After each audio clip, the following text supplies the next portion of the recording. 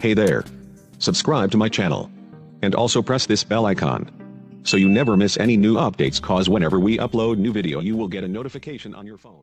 So now students, अब देखिए आज हम चर्चा करेंगे इन्वर्स ट्रिग्नोमेट्रिक फंक्शन के बारे में। स्टूडेंट्स हम आपको बताएंगे।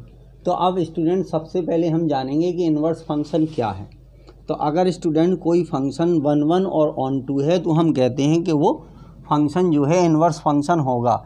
यानी इन्वर्स होने के लिए उस फंक्शन का 1 1 और ऑन टू होना ज़रूरी है। अब स्टूडेंट देखिए 1 1 और ऑन टू क्या है, हम आपको फिर से रिवाइज किए दे रहे हैं। यहाँ पे देखिए 1 2 3, यहाँ पर A B C।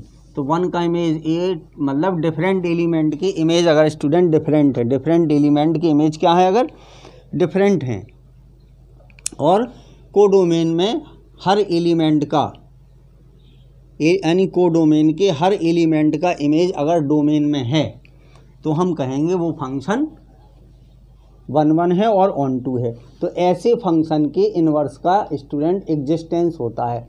तब हम कहते हैं कि फंक्शन, तब हम स्टूडेंट कहते हैं कि फंक्शन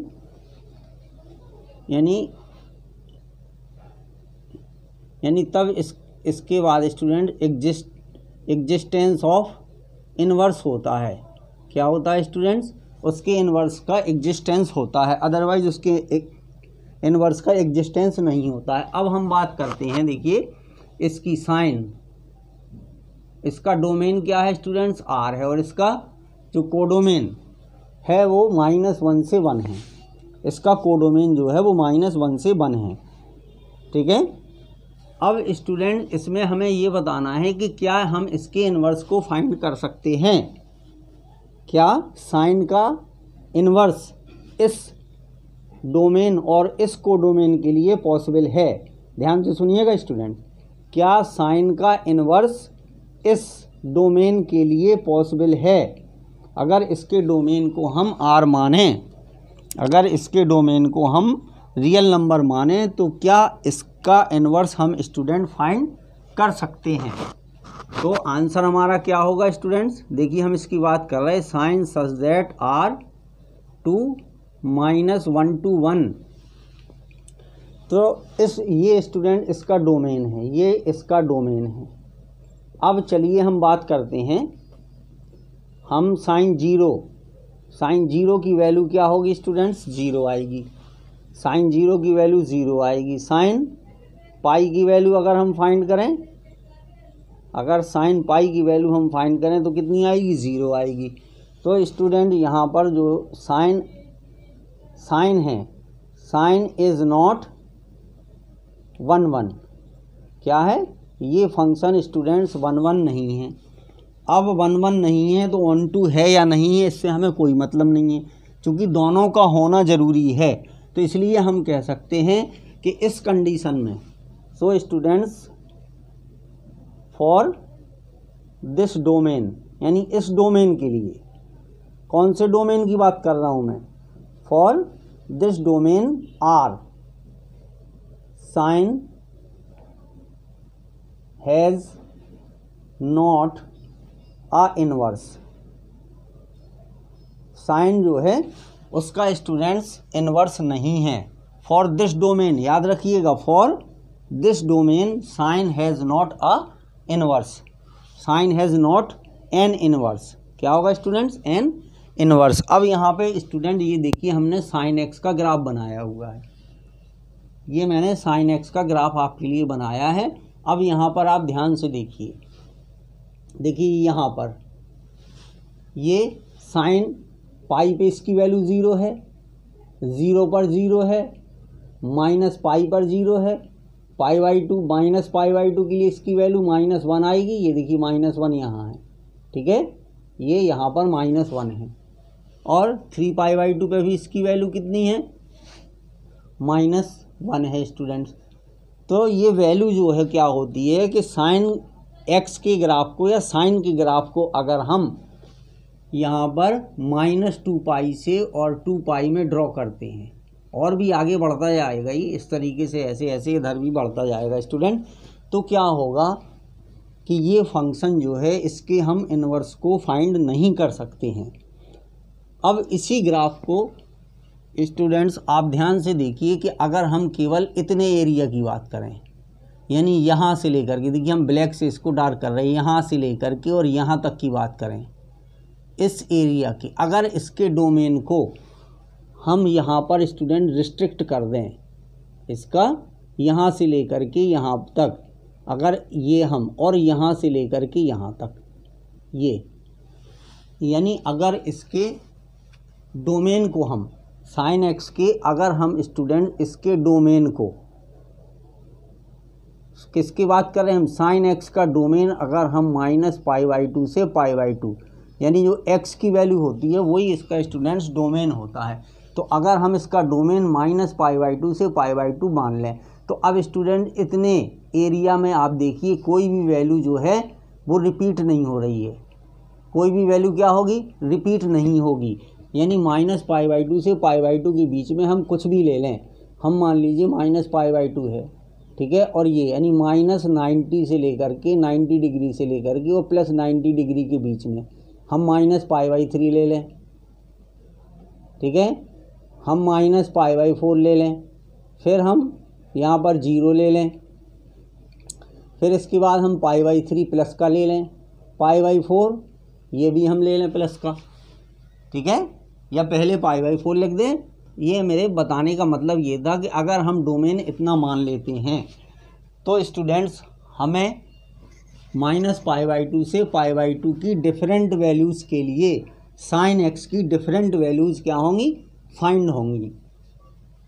तो ये फंक्शन क्या होगा स्टूडेंट्स, 1 1 और ऑन 2 हो जाएगा। तो डोमेन को हमें क्या करना पड़ेगा, यहाँ रिस्ट्रिक्ट करना पड़ेगा, सीमित करना पड़ेगा।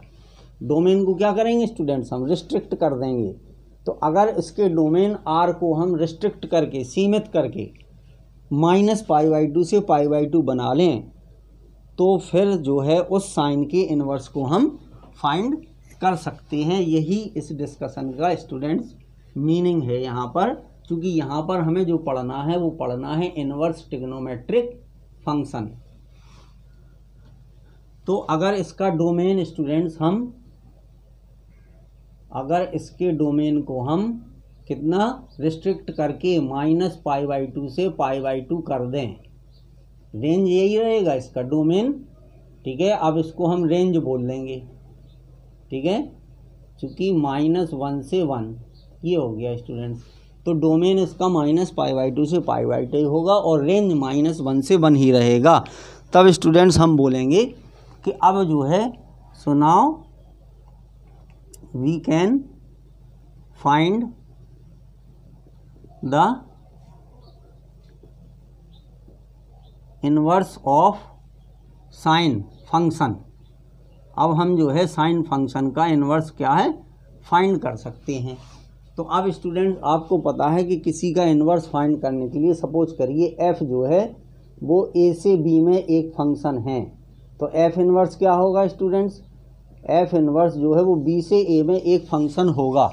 f इन्वर्स क्या होगा, b से a में स्टूडेंट्स एक फंक्शन हो जाएगा। अब तो जो साइन इन्वर्स x है, क्या है स्टूडेंट्स, साइन इन्वर्स x है, इसका जो रेंज था वो डोमेन हो जाएगा -1 से 1 और टेंस टू कितना हो जाएगा, ये हो जाएगा -π/2 से π/2। तो इसी तरीके से अन्य ट्रिग्नोमेट्रिक फंक्शन के लिए स्टूडेंट्स हमें समझना होगा, क्योंकि यहाँ हमने आपको साइन के लिए क्लियर कर दिया। इसके बाद भी अगर स्टूडेंट्स आपको कोई डाउट है तो आप कमेंट करिए, हम आपके डाउट का आंसर देंगे स्टूडेंट्स।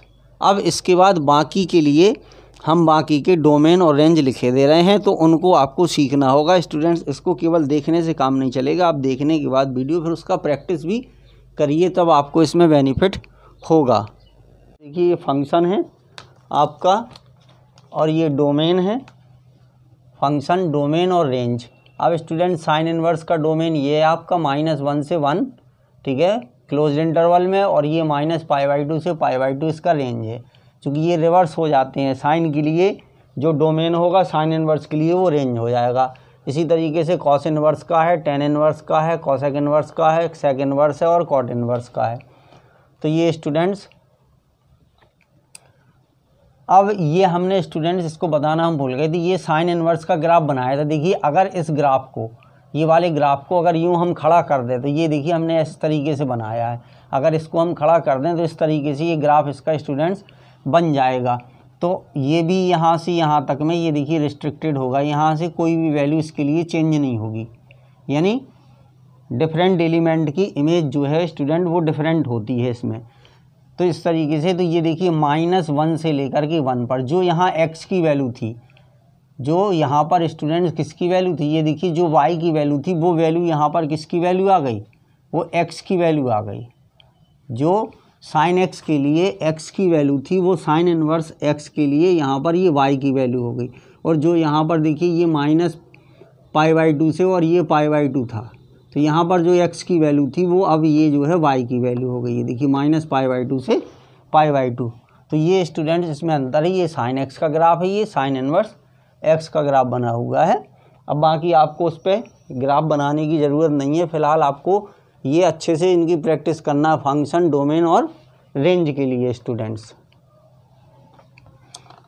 अब इसमें देखिए इसको याद रखने के लिए स्टूडेंट्स एक और इसका जो है तरीका है। तो ये स्टूडेंट, इनको हम बोलते हैं प्रिंसिपल वैल्यू ब्रांचेज। ये कहलाती हैं स्टूडेंट्स प्रिंसिपल वैल्यू ब्रांचेज, ठीक है, शॉर्ट में इसको PVV बोल देते हैं, प्रिंसिपल वैल्यू ब्रांचेज ये स्टूडेंट्स होती हैं। अब देखिए प्रिंसिपल वैल्यू ब्रांचेज में क्या है, इस तरीके से ये हमने क्वाड्रेंट बना दिया। अब ये आपको सब पता है कौन फर्स्ट है, कौन सेकंड है, कौन थर्ड है। अब स्टूडेंट्स जो ये होता है sine inverse x, cosec inverse x और टेन इनवर्स x। तो इनकी जो स्टूडेंट्स, इनके जो इन्वर्स की वैल्यू होती है, इसके लिए देखिए अगर यहाँ पर हम -π/2 लेते हैं और यहाँ पर π/2, तो ये इस तरीके से जो है स्टूडेंट्स ये तीनों यहाँ पर फॉलो करते हैं। Sine inverse x, cosec inverse x और टेन इनवर्स x के लिए ये जो वैल्यू दी गई है स्टूडेंट ये होगी -π/2 से π/2।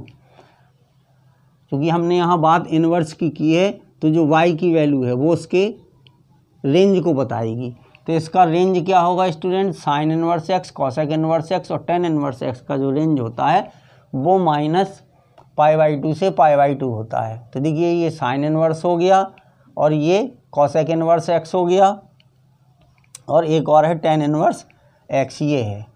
बस अंतर केवल इसमें क्या है स्टूडेंट, यहाँ पर 0, चूँकि कॉसेक 0 की वैल्यू क्या होती है, अगर देखिए स्टूडेंट हम कॉसेक 0 की वैल्यू निकालें, कॉसेक 0 की वैल्यू निकालें तो 1/sin 0 इसको लिख सकते। साइन 0 की वैल्यू 0 होती है तो ये इनफाइनाइट आता है, यानी डिफाइन नहीं होता है, तो इसलिए इसके रेंज में से 0 को हटाना पड़ता है स्टूडेंट्स।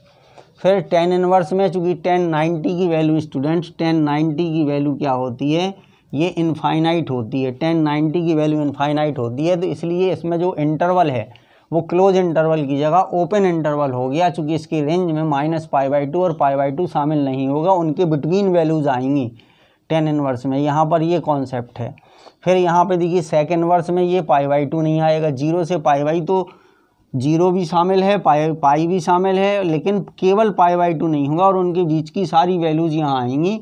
चूँकि स्टूडेंट्स अगर हम सेक π/2 की बात करते हैं तो 1/cos π/2 और cos π/2 की वैल्यू 0 होती है, तो 1/0 जो है नॉट डिफाइन होता है, या इसको हम बोलते हैं इनफाइनाइट। तो इस तरीके से स्टूडेंट ये जो यहाँ पर लिखे हैं माइनस करके, इनका मतलब ये, यहाँ पे देखिए कॉसेक में डोमेन क्या है, -1 से 1 नहीं आएगा, क्योंकि रियल नंबर तो सब आएंगे लेकिन इसमें -1 और 1 शामिल है, लेकिन इनके बीच की वैल्यूज़ नहीं आएंगी, क्योंकि हम वो बता चुके हैं कि अगर हम उसके 0 की बात करते हैं, ठीक है, तो उसकी वैल्यू जो है वो डिफाइन नहीं होगी। तो इसलिए हम इसको या ऐसे भी लिख सकते -∞, तो -∞ शामिल नहीं है, -1 यानी -∞ के बाद से लेकर के -1 तक जितने भी नंबर आएंगे उन सब के लिए इसकी वैल्यू डिफाइन होगी। और फिर यहाँ पे 1 से लेकर के इन्फिनिटी के ठीक पहले तक जो वैल्यूज़ आएंगी उसके लिए ये डिफाइन होगा। तो अब ये स्टूडेंट 3, तो ये देखिए ये है फर्स्ट क्वाड्रेंट और ये है हमारा फोर्थ। तो जो साइन इनवर्स, कॉसेक इनवर्स और टेन इनवर्स एक्स है, तो इनकी फर्स्ट और फोर्थ क्वाड्रेंट इनके लिए ये इसको फॉलो करेगा, चाहे वो फर्स्ट में हो या फोर्थ में हो, ठीक है। उसका रेंज हमेशा यही रहेगा। अगर कुछ भी उसकी वैल्यूज़ दी है, लेकिन हमें उसकी रेंज जो है वो इसी के अंतर्गत जो है वो स्टूडेंट हमें फाइंड करना है। तो ये ध्यान रखना। बाकी जो आएंगे वो आपके इधर देखिए साइन इनवर्स एक्स, अब बचा कॉस इनवर्स एक्स, फिर यहाँ पर आ गया सेक इनवर्स एक्स, और फिर इसके बाद बचा कॉट इनवर्स एक्स।